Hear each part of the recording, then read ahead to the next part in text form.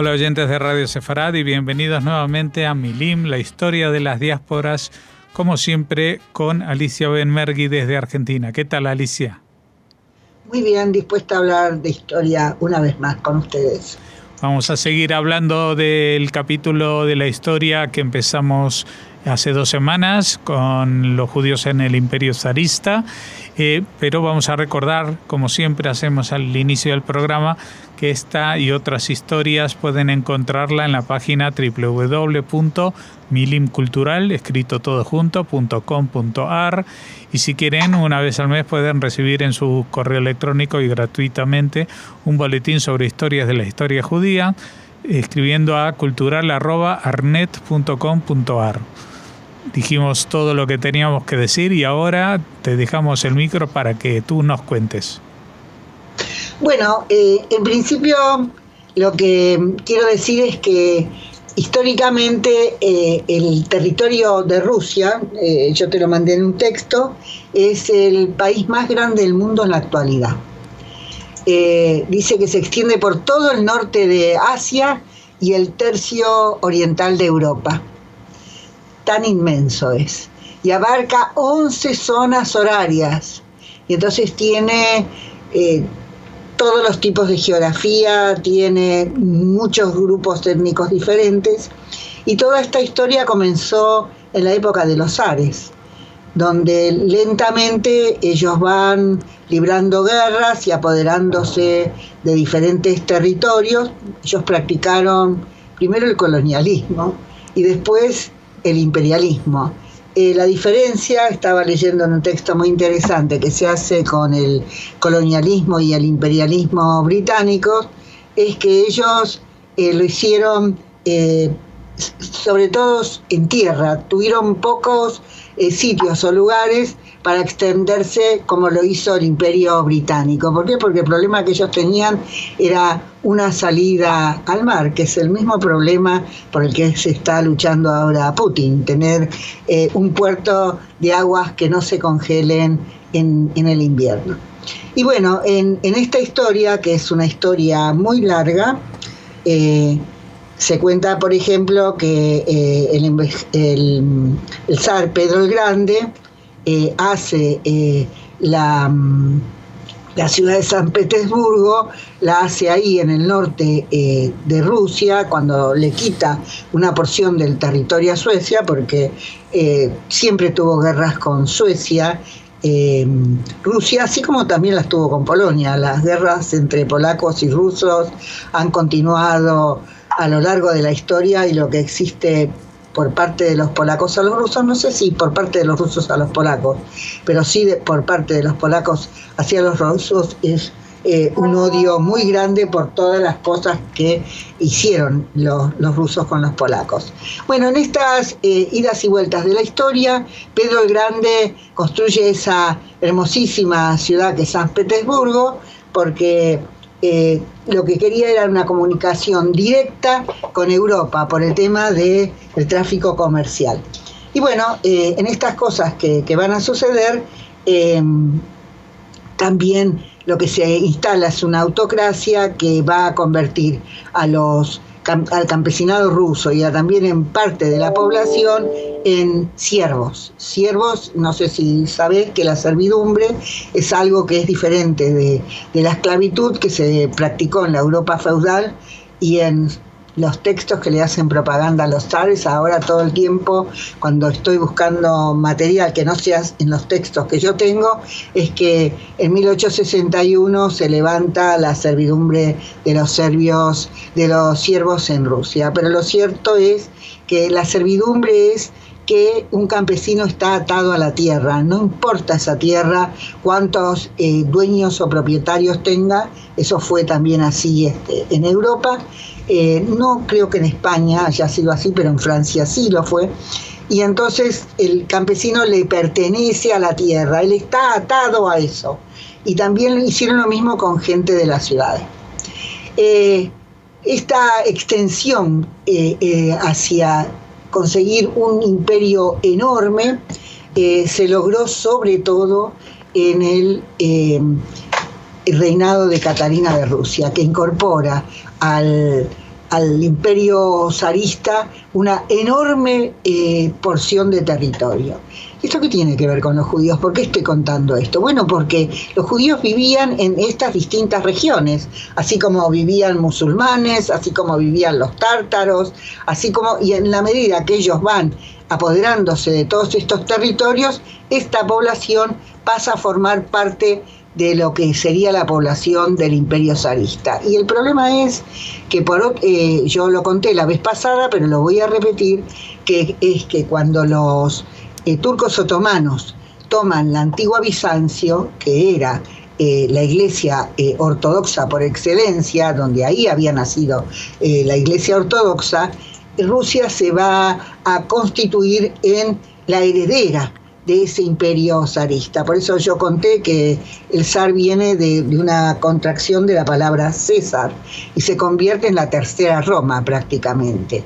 Y la característica que tuvo la iglesia ortodoxa de Bizancio en Constantinopla es que fue profundamente antijudía, fue mucho más antijudía que la iglesia católica cuya capital estuvo en Roma. Y entonces acá lo que va a suceder es que va a haber un profundo antijudaísmo en toda la población rusa por la prédica que se hace desde la religión, pero además también porque los zares se van a constituir en prácticamente los jefes de esa religión. Y entonces la mayor parte de ellos no quieren judíos en su territorio. Y esto es muy problemático porque judíos había en distintas regiones. Había judíos se llaman los judíos de las montañas. Estos judíos de las montañas están en el Cáucaso, en el Cáucaso del Norte, que es conquistada por Rusia. Pero por otro lado también estaban en lo que es parte de la ruta de la seda. Una parte de la ruta de la seda pasaba por China, pero otra parte pasaba por Rusia, entonces por Bukhara, por Samarcanda, y ahí también había judíos.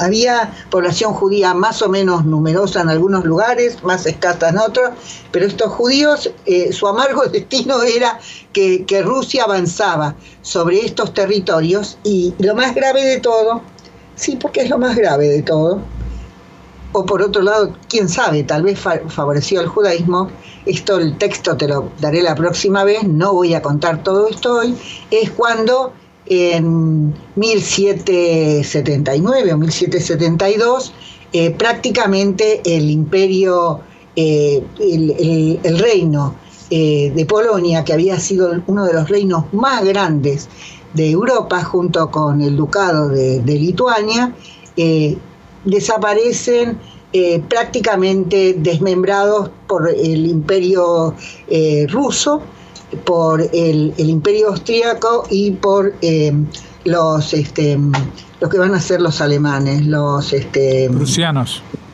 prusianos, tal cual.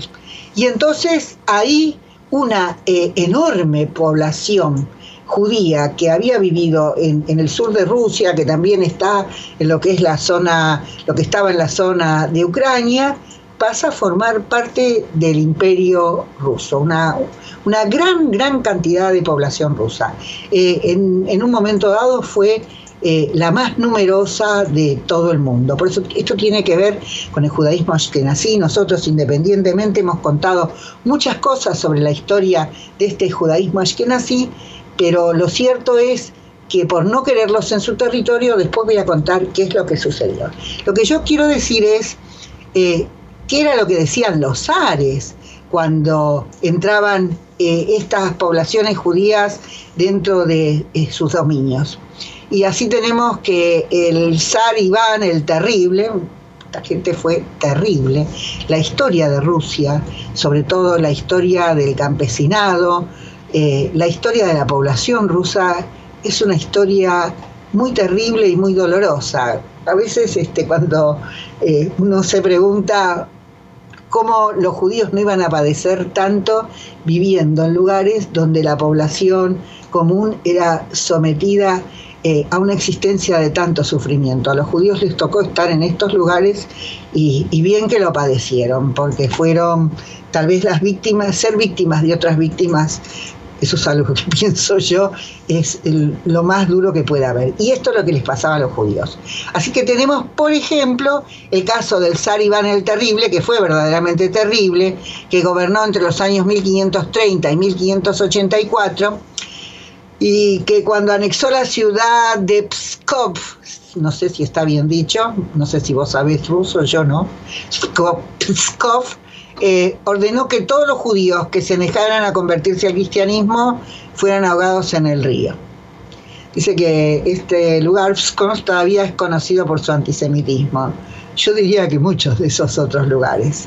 Entonces, por su parte, Pedro el Grande, que fue uno de los más modernos de los zares y que en realidad en su momento, cuando él gobierna, hace de Rusia una potencia con un ejército organizado y con todo un aparato burocrático para gobernar a un nivel que creo que en Europa occidental no había, y porque también había otra cuestión, hace de la nobleza la dueña junto con la corona de toda Rusia, y va a ser una nobleza prácticamente extranjera. La nobleza rusa hablaba bien el francés, va a hablar y va a hablar poco el ruso, porque el ruso prácticamente no lo consideraban el idioma de la aristocracia ni de la nobleza, pero eso es otra historia. ¿Qué dijo don Pedro el Grande con relación a los judíos? Y dijo algo como así: prefiero ver en nuestras naciones que profesen el maometismo y el paganismo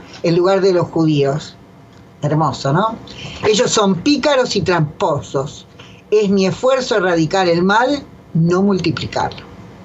Y también hay que tener presente, los chechenos libran una lucha, ahora parece que está calmado, que son los musulmanes que dominan Rusia en este momento. Los chechenos formaron parte de ese territorio musulmán conquistado por los rusos, y sin embargo esa parte continúa estando insurrecta, digamos, o librando sus batallas por independizarse. Así que no es que los prefirieran tanto tampoco. Bueno, y el otro fue lo que pasa con la hija de Pedro el Grande, que se llamaba Elizabeth de Rusia. Cuando ellos conquistan los territorios bálticos de Livorno y Curlandia, que había una población ahí muy numerosa, esto viene a ser Riga, y entonces ella da la orden de que los judíos fueran expulsados de allí porque esos territorios le pertenecen a Rusia, excepto aquellos que estaban dispuestos a convertirse al cristianismo.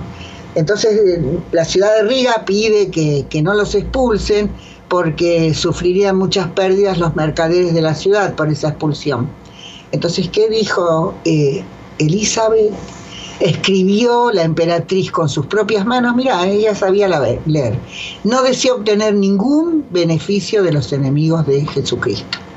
Así que lo que tenemos es una xenofobia y un antijudaísmo extremo por parte del zarismo como de los zares. Así que esta cuestión complicó muchísimo la existencia de los judíos.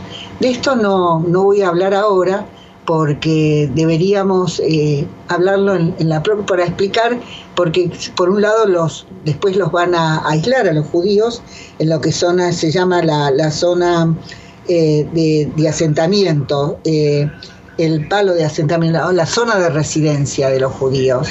Y por esta aislamiento que les obligan a tener a los judíos, por un lado es el aislamiento, eso es en Polonia, eso es en Rumania, abarca una zona muy grande, pero no podían vivir en Rusia, hizo que estos judíos se organizaran y estuvieran profundamente unidos. Esto es una de las características, profundamente unidos con todas las cuestiones que los judíos sabíamos y sabemos tener entre nosotros, disidencias de carácter religioso, todo eso, pero la población estuvo unida en cuanto era judía y se organiza como judía, y esto le da una característica propia que hizo del judaísmo ashkenazí tan diferente del resto, y además porque fue una población muy numerosa.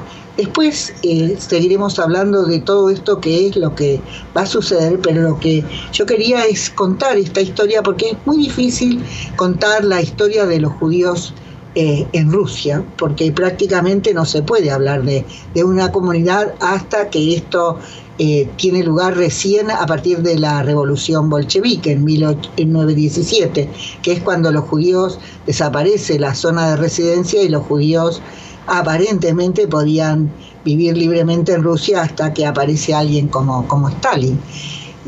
Lo digo, tengo un rato más, ¿podemos conversar de algo más? Sí, un poco.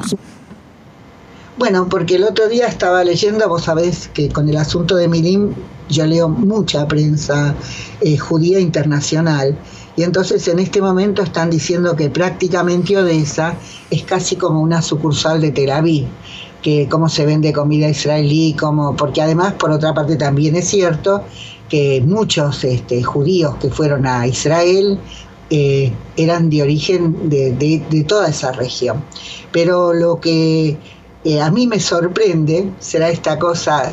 ¿Será que lo he heredado de mis abuelos? ¿O será la edad? ¿Quién sabe?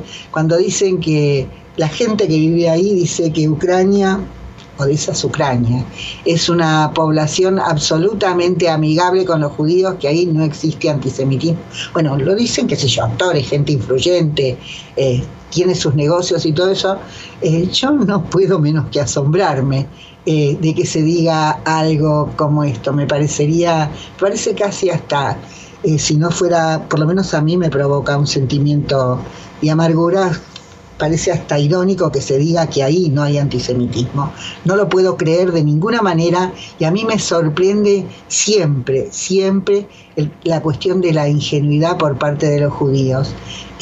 Sobre todo porque a veces no advierten que el nacionalismo ajeno, y ahí hay cuestiones nacionalistas muy fuertes entre los que quieren pertenecer a Rusia y los que absolutamente no quieren tener nada que ver con Rusia, donde existe nacionalismo no hay lugar para los judíos. Y esto la historia lo ha demostrado todo el tiempo, pero bueno, los judíos somos gente optimista y nos gusta creer que ciertas cosas no van a suceder más. Yo también quiero creer que eso va a ser así, pero desconfiaría muchísimo, sobre todo por la forma en que mi familia se fue corriendo de ahí, y el tema de los pogroms y todo eso no fue un tema menor, y además cuáles son los héroes que ellos tienen, a quienes rinden homenaje y todo eso. A mí, si fuera una judía que vive ahí, me preocuparía pero muchísimo. Bueno, no sé si con esto está completa este relato de cómo se va a organizar el judaísmo dentro de este inmenso territorio que fue Rusia, que todo el tiempo fue ganando territorio, que todo el tiempo, y lo que estamos viendo ahora vuelve a ser un poco parte de lo mismo. Las aspiraciones que tiene este presidente son una vieja herencia del zarismo ruso. Y también cuando uno busca material, y eso es algo que se ve cuando trabajás con Google o con todos los servidores y lo que te cuentan, es como hay como una reivindicación de alguna manera del zarismo en contra del comunismo. Por eso también se dice que a Putin lo llaman el nuevo zar. Y a mí hubo algo, yo no sé si la dieron en España, acá dieron una película hace algunos años, y la gente estaba embelesada, y yo lo miré con tanta indignación, creo que sobre todo por el embelesamiento de la gente, que se llamaba El Arca Rusa, y que mostraba todo lo que fueron los museos, los hermosísimos museos de Rusia, y había como una apología de lo que fue el zarismo y la nobleza rusa. Yo no lo podía creer, le dije a la gente, pero ustedes no pueden relacionar lo que saben con esta historia que está mostrada ahí, porque esto es borrón y cuenta nueva. Acá nos olvidamos de todo lo que ha pasado y empecemos de vuelta. Así que bueno, esta es la historia sobre la que vamos a seguir charlando y escribiendo las próximas veces en que nos encontremos. Muy bien, hasta entonces, que será dentro de 2 semanas, pues en que seguiremos hablando de los judíos en el Imperio zarista. Muchas gracias, Alicia Ben Mergui. Gracias a vos y un saludo para toda la gente que nos escucha.